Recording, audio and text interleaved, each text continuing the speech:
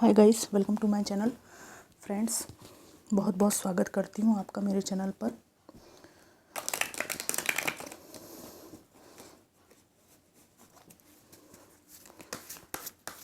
ये रीडिंग मैं इस टॉपिक पर कर रही हूँ कि Y did they reject you और लेफ्ट यू। जो भी इन्होंने आपको रिजेक्शन फील कराया या आपको छोड़कर चले गए, उसके पीछे क्या कारण थे। ये एक जनरल कलेक्टिव रीडिंग है, टाइमलेस रीडिंग है।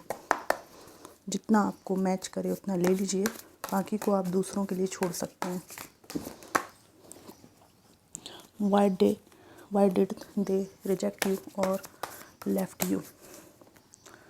Divine ancestor, master, spirit guide मेरी रीडिंग को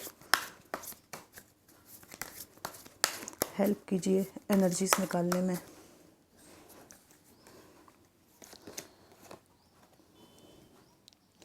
nine of swords, five of pentacles, eight of swords,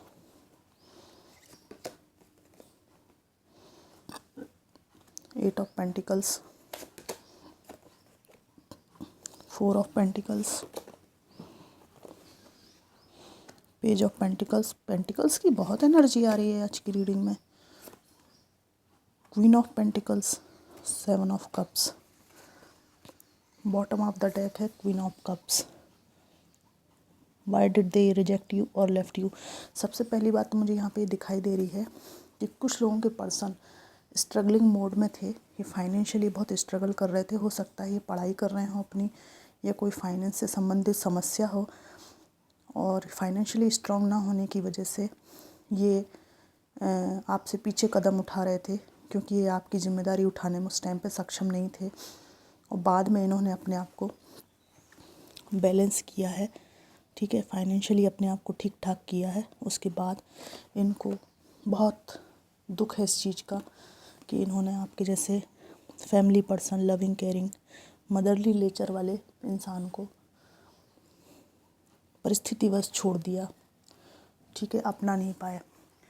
एक बात और है कि आपके पर्सन ने आपकी भावनाएं, इमोशंस, पैशंस कहीं ना कहीं और इन्वेस्ट कर दिए थे आपकी जगह, किसी और जगह।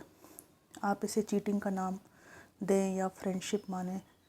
अगर पुरुष थे तो बहुत सारी महिलाएं ऑप्शन थी इनके पास में, बहुत सारे ऑप्शंस थे इनके पास में। और अगर आप ये फीमेल हैं तो बहुत सारे मेल दोस्त थे। बहुत ज़्यादा पैशन की कमी नहीं थी आपके बीच में, परंतु कंफ्यूज थे, कंफ्यूज पर्सन थे ये। इनको समझ में नहीं आया कि इनको रिश्ते में क्या करना चाहिए। आपको भी साफ साफ नहीं बताया, और उन्हें आपके साथ रिश्ते में क्या चाहिए ये सब स्पष्ट नहीं बताते थे, मिक्स सिग्नल देते थे। यहाँ पर इनके रिजेक्शन का कारण फाइनेंशियल समस्या, ठीक है, कन्फ्यूज़न कि किसको अपना जीवन साथी बनाना चाहिए, ना बनाना चाहिए, ये मिक्स सिग्नल देते थे। क्योंकि ये खुद एक बहुत क्या बोलते हैं, डिस्टर्ब पर्सन थे, पार्टी टाइप पर्सन। एंजॉय करना, लाइफ के मज़े लेना बहुत पसंद था। इनके कुछ संगी साथी भी हो सकते हैं जो इनको पार्टियों में ले जाते हों और वहाँ पे कुछ कान में भरते हों, जीवन के प्रति एक दृष्टिकोण इनका विकसित करते हों कि खाओ पियो ऐश करो, किसी से बंध के मत रहो। जबकि आप लोग फैमिली पर्सन थे, परिवार में रहना, सबको लेकर चलना, सुख दुख आपस में शेयर करना, हर छोटी बात का ध्यान रखना, ये आपका नेचर था।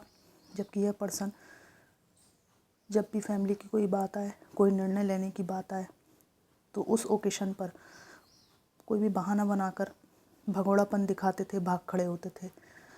ये फ्रीडम चाहते थे।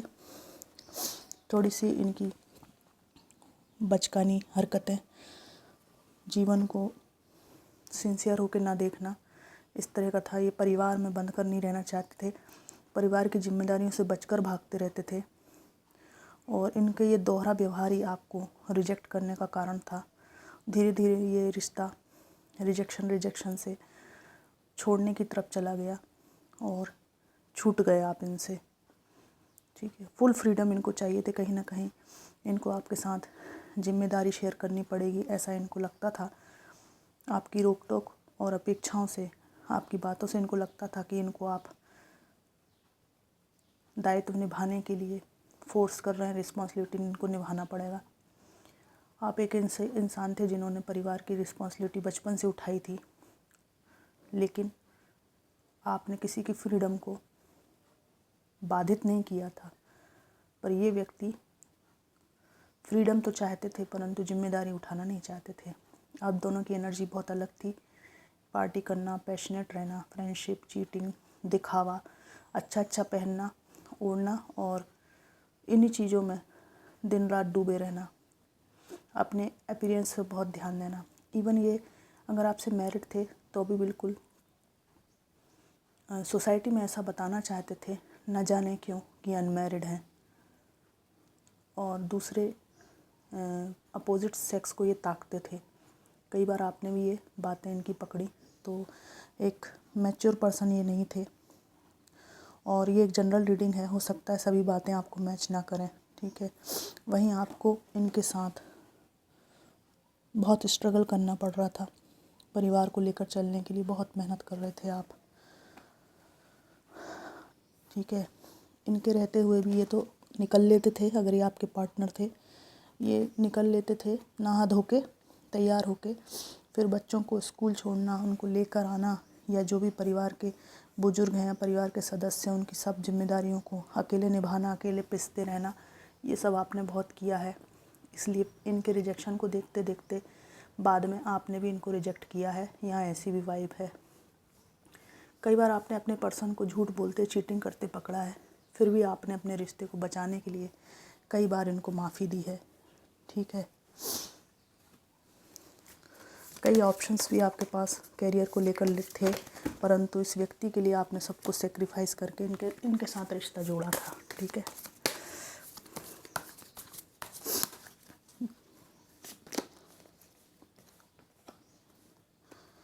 ये व्यक्ति आपके साथ रहते हुए किसी और से भी आपको कंपेयर करते थे, टॉक्सिक थे, किसी के जैसा बनने के लिए आपके ऊपर दबाव डाला करते थे।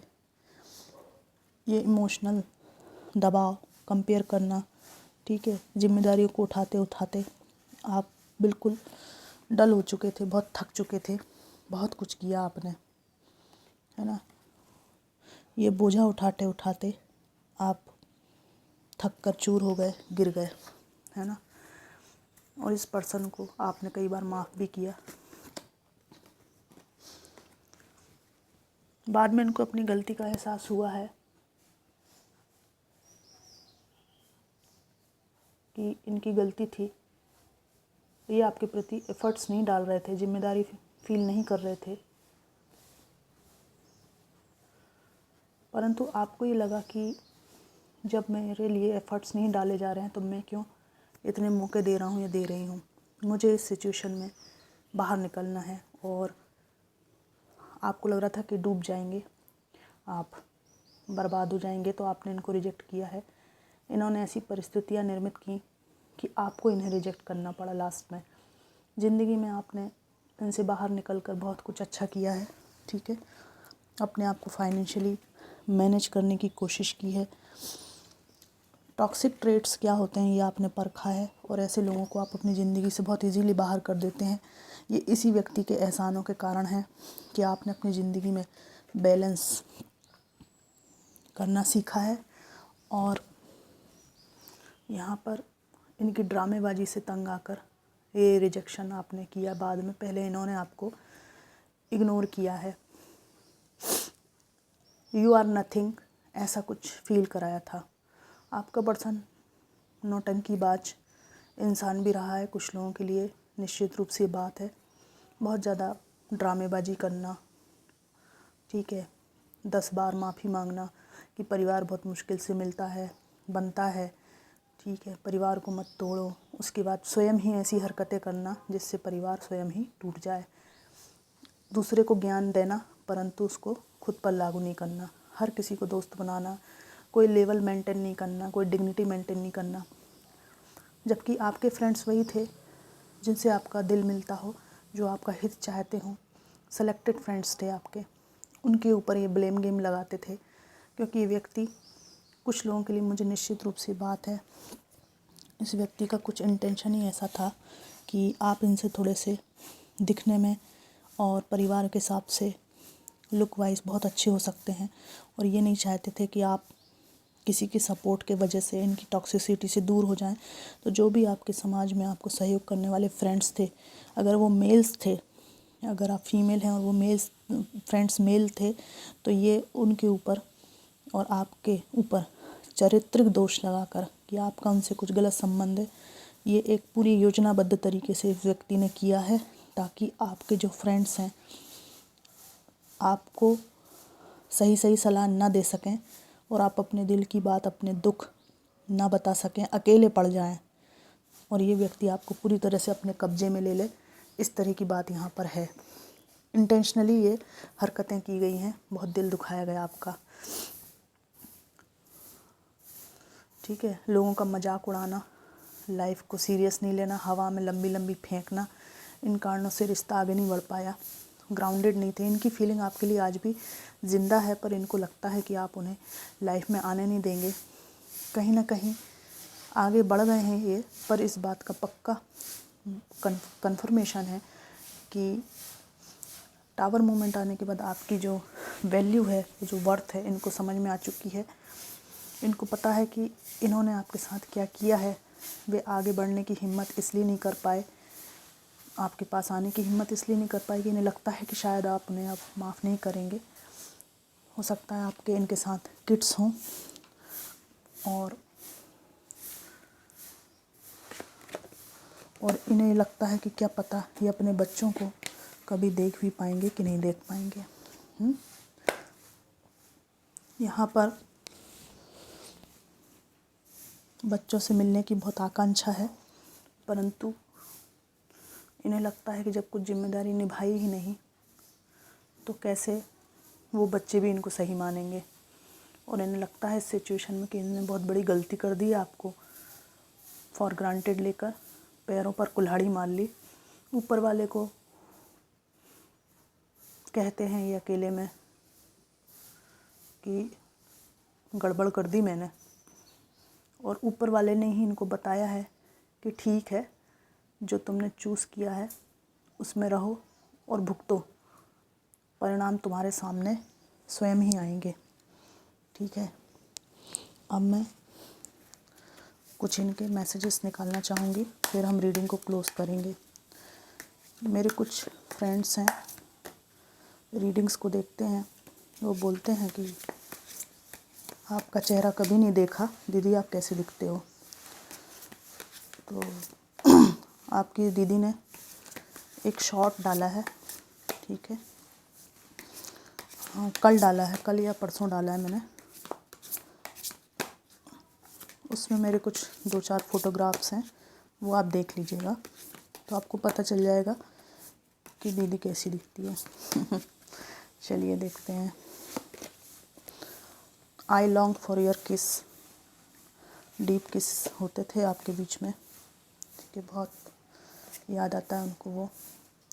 एक्चुअली प्रेमपूर्ण जो भी आप करोगे वो कभी आप क्षण भूलते नहीं हो, ठीक है। आई डोंट अंडरस्टैंड, मैं तुम्हें नहीं समझी या नहीं समझा। The passion is too much, I can't come to you now, मैं तुम्हारे पास अभी नहीं आ सकती हूँ या नहीं आ सकता हूँ।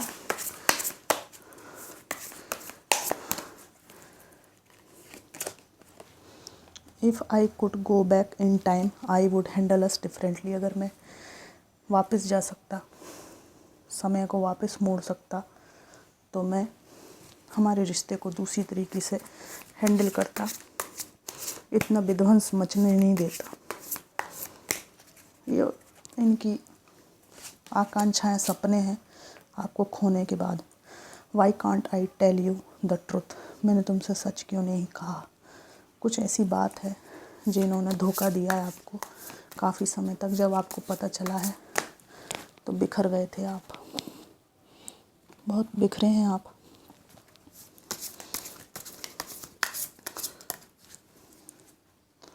इवन कुछ लोगों ने तो एक्सप्रेस भी नहीं किया अपना लव, तो वो चीज़ इनको बहुत टीस मारती है। It hurts so much. आपको खुद है ना, और जो भी आपके बीच हुआ वो इनको बहुत हर्ट करता है। Will this ever change?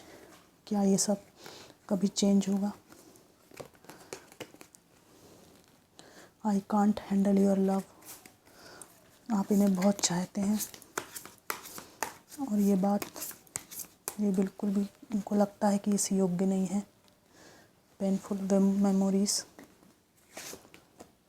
दुखपूर्ण जो स्थितियां हैं वो इनको बार बार रह कर याद आती है। It is dark without you. तुम्हारे बिना सब कुछ अंधकार में हो चुका है, ये कह रहे हैं। तो आज हमने इस टॉपिक पर रीडिंग कर ली है कि Y did they reject you और लेफ्ट यू। ये एक जनरल कलेक्टिव रीडिंग थी। हमने कुछ इनके मैसेजेस भी देखे। डिवाइन को बहुत बहुत धन्यवाद। ये रीडिंग आपको कितनी मैच करी मुझे ज़रूर बताइएगा। Thanks for watching.